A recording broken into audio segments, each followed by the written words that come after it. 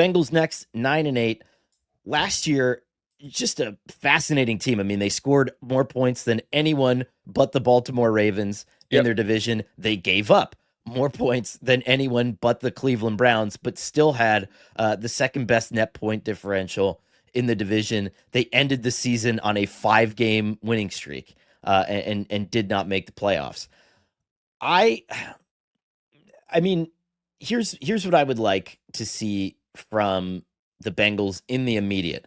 I think what you need to do if you're Cincinnati, because you've already done the hard work, which is you got the receiver deals done. You got the quarterback deal done. Now you have this thing that's hanging out there with both of your projected top pass rushers from next year. If we could arrive at training camp in a space where that doesn't matter and that is not even a conversation, I think that's your first realistic major victory, pie in the sky, great thing that could happen this season. You would know better than me. Is that possible at this point? That one's so complicated. You know what I mean? Just because this isn't a one-off season thing for that one. You know what I mean? This is a 3-off season thing. They did the Band-Aid deal 2 years ago. They come back this year, and it's like they come back last year and they kick it to this year. And so like generally a player in that situation is not going to have is not going to take any sort of discount. And I don't think Trey is of a mind to take a discount right now. So this thing's gotten ugly. And I almost think it's like worse that he showed up and like talked to the media the way that he did. You know what I mean? Like then if he had just been staying away.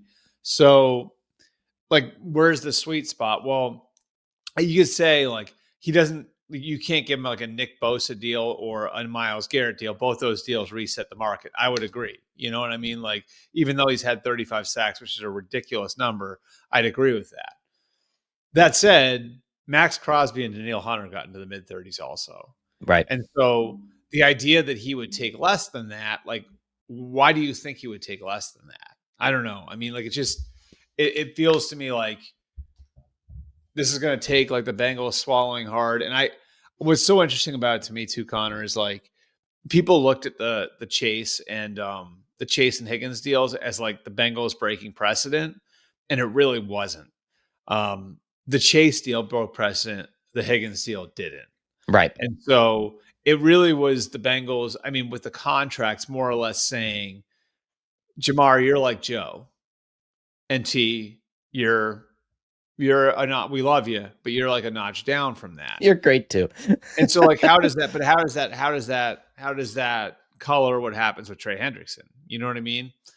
Because these things can become about respect and everything else. Sure. And so it'll be interesting to see like how all of that plays out.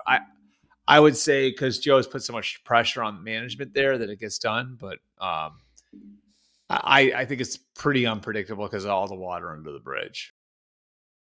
Underdog is one of the best places to make picks during playoff basketball. It's the leading place to make all of your sports picks, and now you can play in your state. Millions of fans have already won billions making picks on Underdog. Will you be next?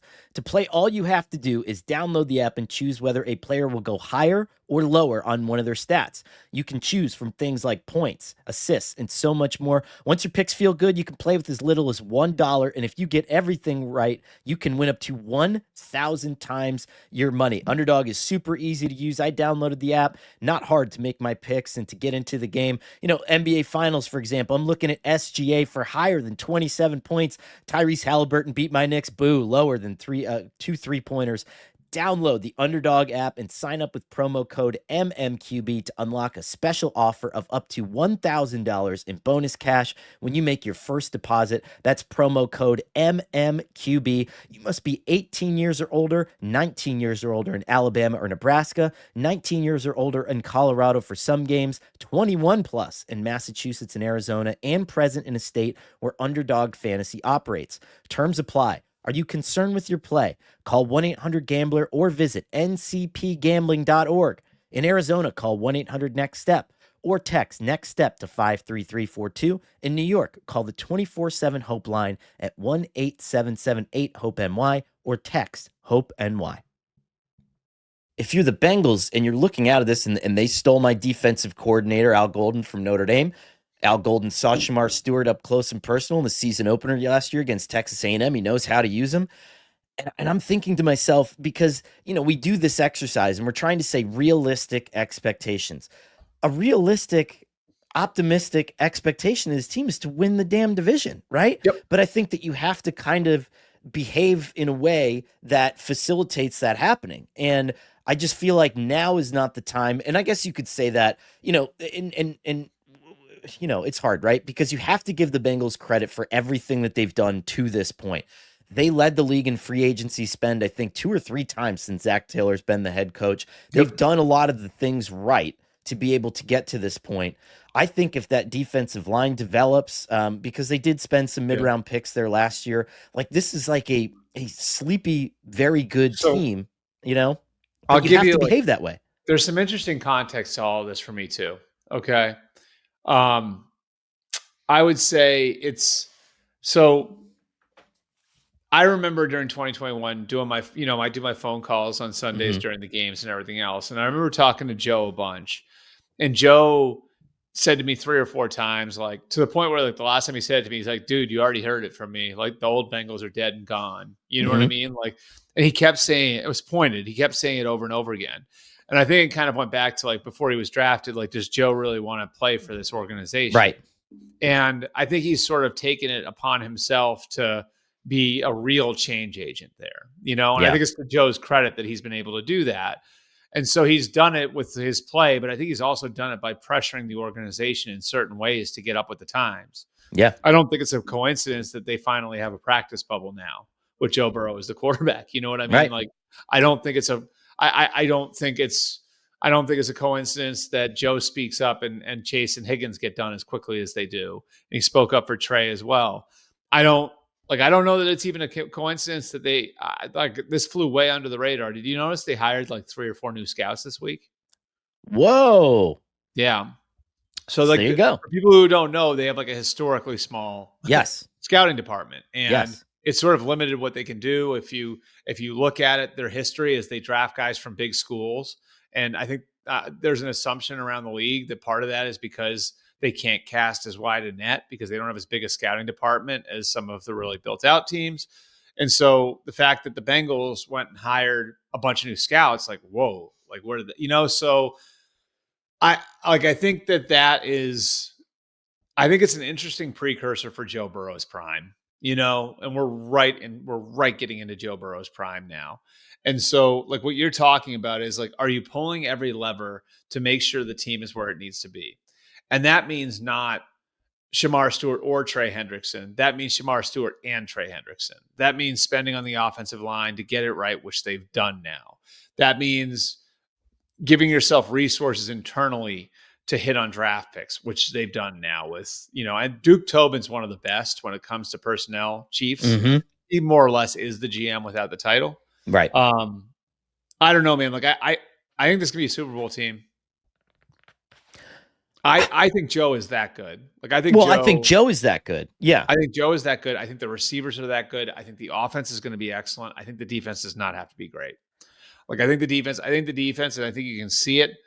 Like it's a defense that is, I think they're trying to build a defense to play with a lead, and it's like the old Indianapolis Colts thing, like where the Colts, when the Colts were really good. I mean, they draft pass rushing defensive tackle last year and Chris Jenkins relatively high. Yep. Like they've got Shamar Stewart now, Trey Hendrickson.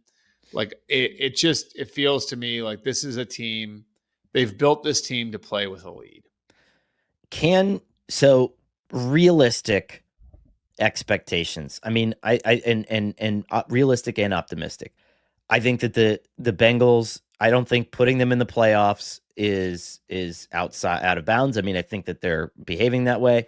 I think outside of this contractual stuff, I think what would represent a huge win for them is if they can get something out of Dylan Fairchild, their 3rd round pick at left guard.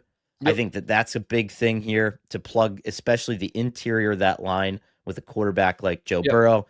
And then on the defensive side of the ball, because you have BJ Hill and you have TJ Slayton. But like you said, you have McKinley Jackson, you have Chris Jenkins Jr., second and third round picks from 24. If one of those guys could become a piece, and if Myles Murphy, if you could just get him, you remember like, God, I'm I going don't to know date if he's going myself. to make it, I but yeah, I mean, he might not, and that's the thing. I mean, that's why you draft Shamar Stewart. But right.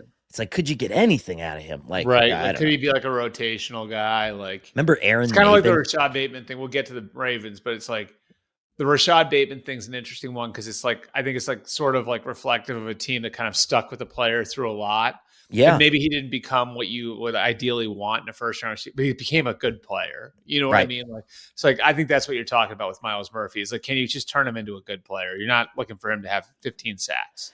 Do you like my Aaron Maben reference? Do you remember that? Aaron Maben? Aaron Maven, yeah. How much 20. did he weigh? Oh my God, like Was he like 150 228 pounds. or something like that?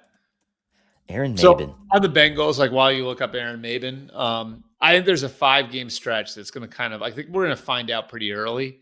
But so they have Cleveland and Jacksonville. That's manageable off the top. Then at Minnesota, at Denver on Monday night, Detroit on a short week, at Green Bay, Pittsburgh. So that 5-game stretch, like if they can get through 7 games at say 5-2, then I think they're in really good shape. And their schedule is still tough down the stretch. Like they've got a this is tough. Baltimore, Buffalo, Baltimore running there. Like so, but I mean like if they can come out of like the first 7 games at 5-2, like I think this can be a real Super Bowl threat.